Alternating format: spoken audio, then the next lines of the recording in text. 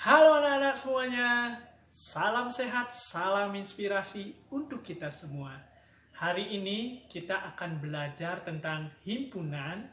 Nah, materi himpunan itu kalian dapatkan pada kelas 7 semester 1 pada bab 2. Apa saja yang kita pelajari hari ini? Yang pertama, kita akan belajar apa itu himpunan. Kemudian yang kedua, kita akan belajar bagaimana cara penyajiannya? Di dalam kehidupan sehari-hari, kata himpunan dipadankan dengan kumpulan, kelompok, atau grup. Dalam kehidupan sehari-hari, kalian juga mengenal suku Jawa, suku Madura, suku Batak, suku Bali, dan suku-suku lainnya. Istilah kelompok, kumpulan, maupun gerombolan dalam matematika dikenal dengan istilah himpunan. Namun, tidak semua kumpulan termasuk himpunan. Contohnya, kumpulan siswa yang pandai, kumpulan siswa yang berbadan pendek. Mengapa demikian? Untuk menemukan jawabannya, cobalah amati kegiatan berikut ini. Kumpulan yang termasuk himpunan.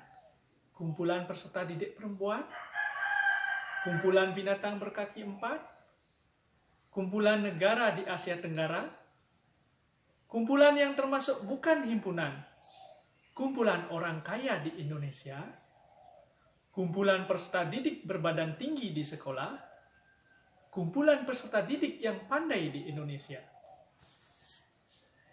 Setelah kalian mengamati kumpulan yang termasuk himpunan dan bukan himpunan, tentu timbul pertanyaan dalam diri kalian.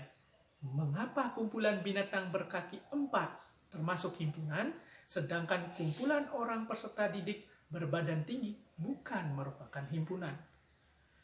Coba kita perhatikan pada contoh kumpulan binatang berkaki 4, kalian bisa dengan mudah menyebutkan binatang tersebut, misalnya sapi, kambing, kucing, dan lain-lain. Sedangkan pada contoh bukan himpunan, yaitu kumpulan peserta didik berbadan tinggi, kalian akan mengalami kesulitan mencari teman kalian di sekolah yang mana aja berbadan tinggi. Karena kata tinggi belum didefinisikan secara jelas. Tinggi yang dimaksud dengan teman si A belum tentu sama dengan tinggi yang dimaksud dengan teman si B. Sehingga dengan demikian, kita bisa menarik kesimpulan bahwa himpunan pada matematika adalah kumpulan dari objek yang didefinisikan secara jelas.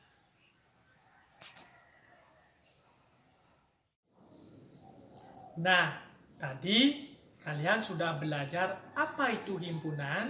Sekarang kita akan belajar cara penyajian himpunan. Pernahkah kalian diminta orang tua menyajikan makanan untuk sekeluarga?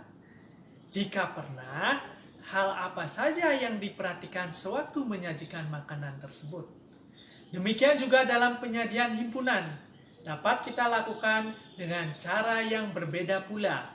Terdapat 3 cara untuk menyajikan suatu himpunan dengan tidak mengubah makna himpunan tersebut.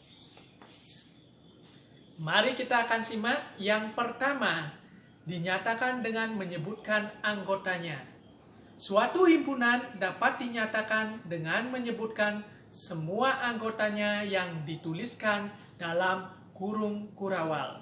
Manakala banyak anggotanya sangat banyak, cara mendaftarkan ini biasanya dimodifikasi, yaitu diberi tanda 3 titik dengan pengertian dan seterusnya mengikuti pola.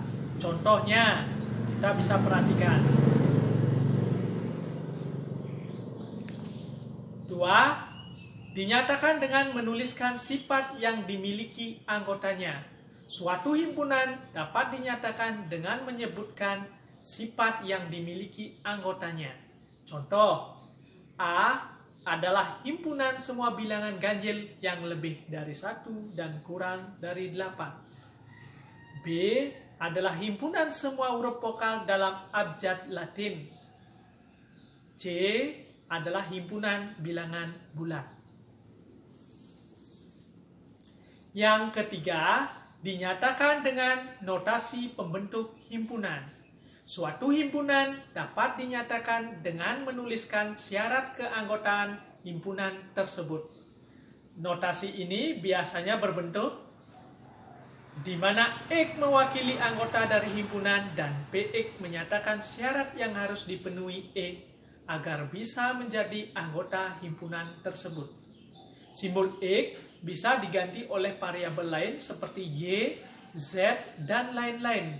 Misalnya A sama dengan 1, 2, 3, 4, 5 bisa dinyatakan dengan notasi pembentuk himpunan sebagai berikut.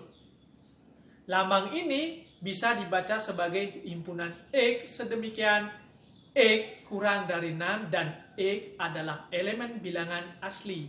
Tetapi jika kita sudah memahami dengan baik, maka lambang ini biasanya cukup dibaca dengan himpunan bilangan asli kurang dari 6.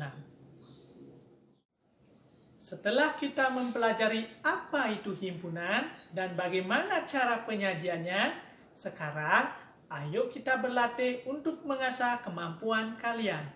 Berikut soal latihannya. 1. Di antara kumpulan berikut ini, manakah yang termasuk himpunan dan yang bukan termasuk himpunan? Berikan alasan kalian. A. Kumpulan binatang yang berkaki 2. B. Kumpulan siswa yang cerdas. C. Kumpulan buku yang tebal. D. Kumpulan siswa yang tingginya di atas 160 cm. E. Kumpulan lukisan yang indah.